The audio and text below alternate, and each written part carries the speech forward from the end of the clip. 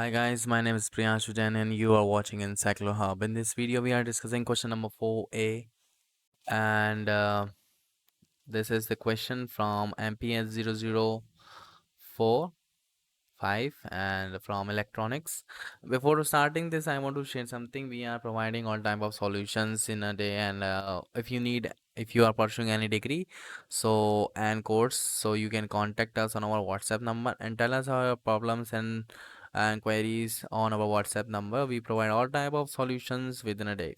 Question number 4A, which is using frequency domain analysis, obtain the expressions for the oscillation frequency and the required amplifier gain for a phase shift oscillator circuit.